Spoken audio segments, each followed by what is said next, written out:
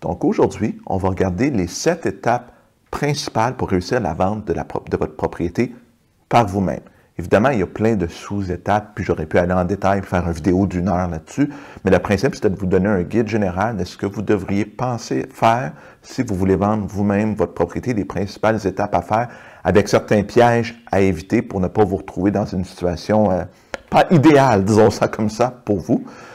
Donc, si vous pensez que j'ai oublié quelque chose, un commentaire en bas, puis je le ferai une autre vidéo là-dessus, mais honnêtement, je ne pense pas vraiment qu'il va manquer beaucoup d'informations. Vous allez avoir l'information principale. La première étape, quand on veut vendre sa propriété, c'est de déterminer le prix qu'on veut aller chercher. Donc, faire je vais appeler ça une évaluation, là, mais une estimation de la valeur marchande. Donc, comment vous faites ça?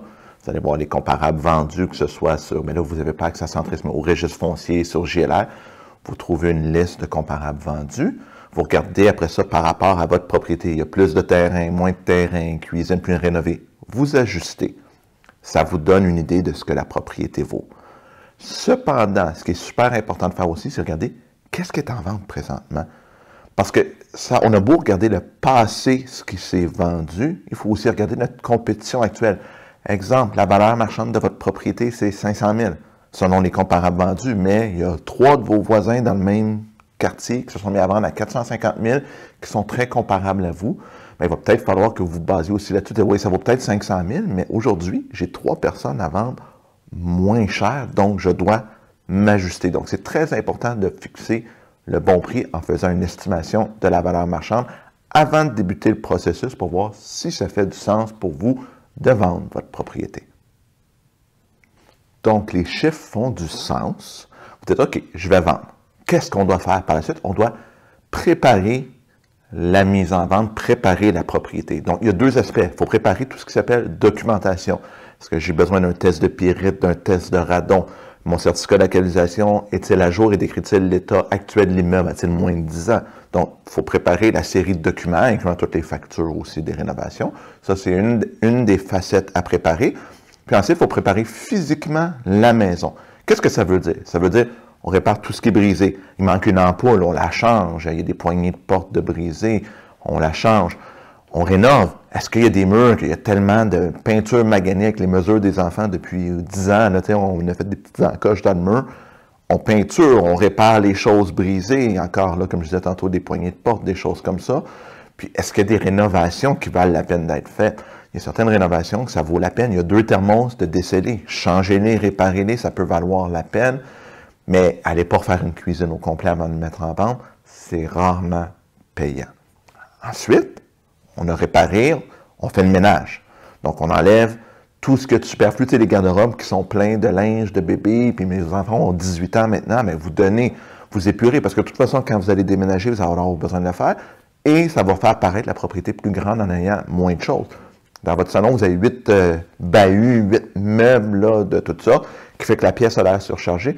Vous l'enlevez. Ce que je dis là, c'est oui, il y a le ménage, comment dire, courant, c'est-à-dire, bon, vous allez passer à la balayeuse, épousseter, laver les fenêtres, mais il y a aussi toute la section, là, comme je décrivais précédemment, le home staging ou la mise en valeur de la propriété.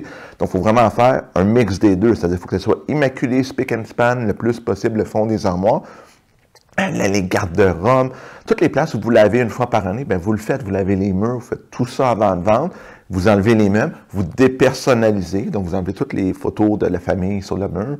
Il y a un mur de 42 photos, vous pouvez en laisser quelques-unes, mais vous en enlevez un peu. J'ai vu des maisons où il y avait 100 peintures sur les murs. Ça n'a pas d'allure, là. Il faut que vous en enleviez le 3/4. Donc oui, vous enlevez les choses pour que ça ait l'air moins surchargé et vous rendez ça plus neutre et moins personnalisé à votre image pour laisser les gens s'imaginer la mettre à leur image. Une fois que vous savez quel prix vous demandez, une fois que vous savez que votre propriété a été rénovée, mise en valeur, la prochaine étape, c'est on est prêt à mettre à vendre. Bien, qu'est-ce qu'on doit faire? On doit prendre des belles photos, des beaux vidéos pour bien mettre en valeur la propriété. Et puis quand on dit des belles photos, des beaux vidéos, c'est idéalement quelque chose de réaliste. Donc, vous faites ça, vous appelez un photographe ou si vous avez utilisé les services d'une compagnie tiers qui offre ça, bien, vous faites venir le photographe, vous prenez les photos. Vous préparez une belle description. Puis là, il y a toutes sortes de philosophies sur les descriptions, mais dites-vous que les gens regardent les photos en premier et il y a des informations importantes à mettre dans la description. c'est-à-dire les écoles, les parcs, les services, est-ce que le transport en commun est proche, les rénovations récentes effectuées, vous avez fait la toiture l'année passée, mettez-le dans la description, c'est important. Que votre petit enfant a perdu sa deuxième dent dans la troisième chambre à coucher, à pas à mettre dans les descriptions. Faire des descriptions fleuves, là, ça finit plus, c'est long, ça c'est un non. Les gens veulent quelque chose de précis, concis, avec des informations exactes. Les montants d'évaluation, les taxes, vous avez le coût d'énergie, le coût d'assurance. Toutes ces informations-là, c'est des informations pertinentes à mettre dans votre mise en vente, dans vos fiches descriptives.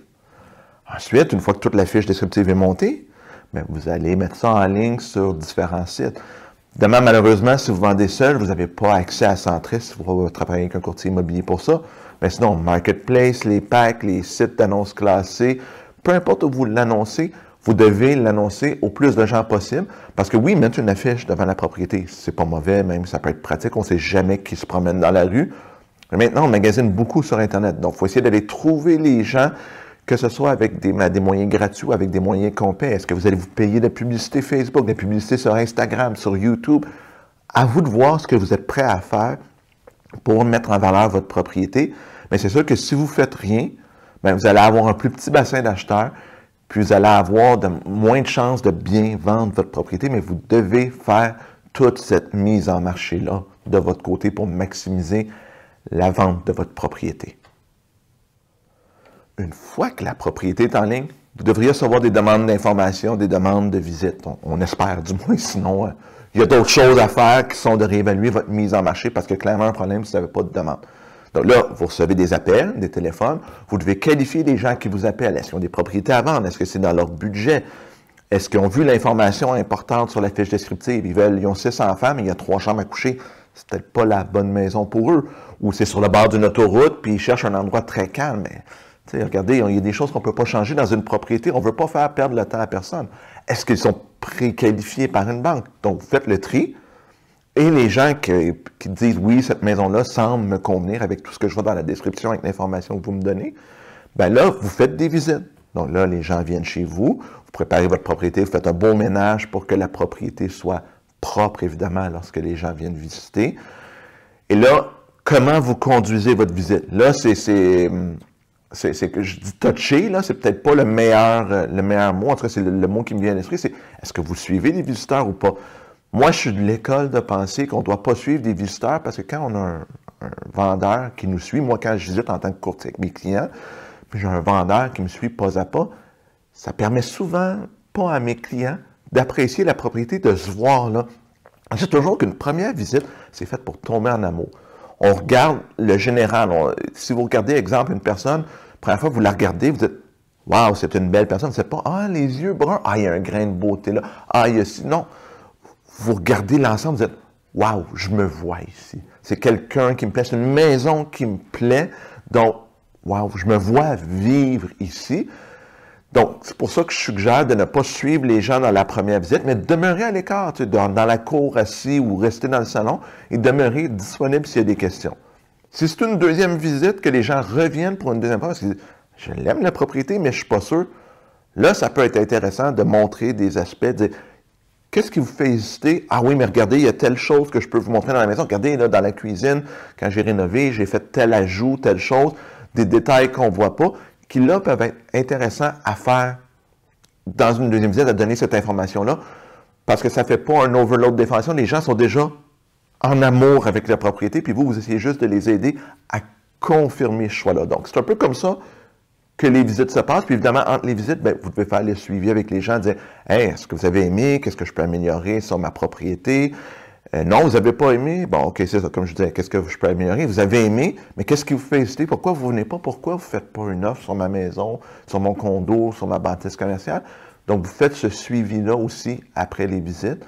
Puis, on espère arriver à l'étape suivante suite aux visites.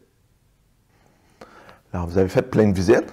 Bonne nouvelle, quelqu'un est intéressé, il veut vous faire une offre d'achat. Parfait. C'est super important de négocier les conditions, puis les gens vont s'attarder à est-ce qu'ils me donnent le prix que je veux. Ça, c'est la première condition. Après ça, il faut regarder le prix. Pas le prix, excusez-moi, les dates de possession, date de notaire, est-ce que ça fit avec l'achat que vous voulez faire? Donc, il faut vraiment coordonner tout ça. Il faut aussi vérifier que toutes les clauses soient bien écrites. On en a vu souvent des erreurs, puis même des fois avec des courtiers, des clauses mal écrites. Je vous donne un exemple. C'est conditionnel à l'inspection. C'est parce que la clause doit être beaucoup plus complète que ça. Il faut toujours se dire, qu'est-ce qu'on veut faire? C'est quoi le délai pour le faire? Exemple, je veux faire une inspection dans les 7 jours. Qu'est-ce qui arrive si je ne suis pas satisfait? Qu'est-ce qui arrive si je dis rien à l'intérieur de mon délai? Si les clauses sont mal écrites, c'est sûr que quand ça va bien, puis tout le monde s'entend bien, il n'y en aura pas de problème si tout le monde est de bonne foi.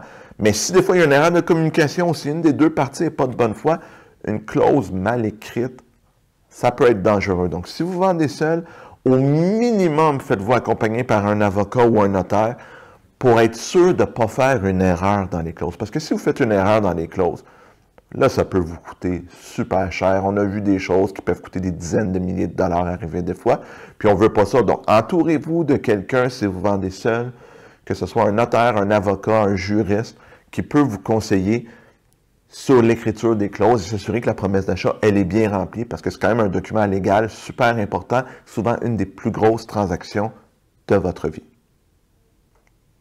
Félicitations! Vous avez réussi une super belle négo. Tout le monde est heureux, tout le monde s'est bien entendu. Vous avez une offre d'achat acceptée. Mais maintenant, il faut faire un suivi serré des conditions dans l'offre d'achat. Combien de jours pour le financement? 15 jours. S'assurer que tous les documents sont là, faire un suivi avec l'acheteur, l'inspection tant de jours, une autre expertise tant de jours. Donc, s'assurer que tout se fait dans les temps, parce que si vous ne faites pas ça, bien, vous pourriez perdre votre vente en temps et lieu.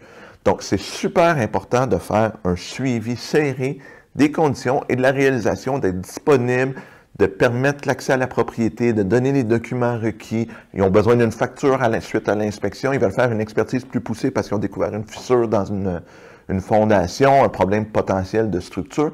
Donc, il faut être proactif pour vraiment réaliser les conditions dans le bon délai et ne pas se retrouver avec une vente qui tombe à l'eau parce qu'on n'a pas fait un suivi assez serré. Les conditions sont bien remplies, tout est réglé. Il reste l'étape de passer chez le notaire. Donc, vous allez acheminer tous les documents de propriété, que ce soit les actes de vente, certificats de localisation, actes de prêt, des factures, tout ce qui peut nécessiter un ajustement au notaire. L'acheteur aussi doit acheminer les documents au notaire. Normalement, chaque notaire travaille différemment, mais entre quelques semaines et quelques mois avant la signature de l'acte de vente prévu, le notaire va vous appeler pour vous donner un rendez-vous pour la signature de l'acte de vente, ce qui va conclure votre transaction. Là, il y a certaines personnes, c'est de moins en moins vrai, mais qui pensent que quand on signe chez le notaire, on a notre chèque tout de suite. D'habitude, ça prend environ 2 jours ouvrables suite à la signature pour avoir nos fonds. Donc, ça aussi, c'est à prévoir, si vous faites l'achat d'une autre propriété, de bien prévoir vos délais entre le moment où vous vendez la vôtre et vous achetez l'autre, si vous avez besoin, évidemment, des fonds de la vente de votre propriété. Mais normalement, si vous avez bien écrit votre offre d'achat quelques étapes plus tôt, bien, c'était déjà prévu tout ça, donc vous n'aurez pas aucun problème et vous allez avoir vos sous pour faire l'achat de votre propriété suivante. Et félicitations, vous allez avoir vendu votre propriété toute seule et vous allez avoir probablement réussi à sauver, on espère pour vous, la commission. Donc, en conclusion, vous avez vu ce que ça prend pour vendre une propriété par vous-même. Si vous dites, je suis à l'aise, allez-y, faites-le, je suis un partisan du libre choix. Mais si vous dites, c'est trop pour moi, préparez, trouvez le juste prix. Faire la mise en valeur de la propriété, que ce soit des rénaux, savoir quoi rénover, comment faire le ménage, quoi réparer, quelle documentation m'aider à trouver la personne pour faire mon certificat de localisation, un test de pyrite, un test de radon, par exemple.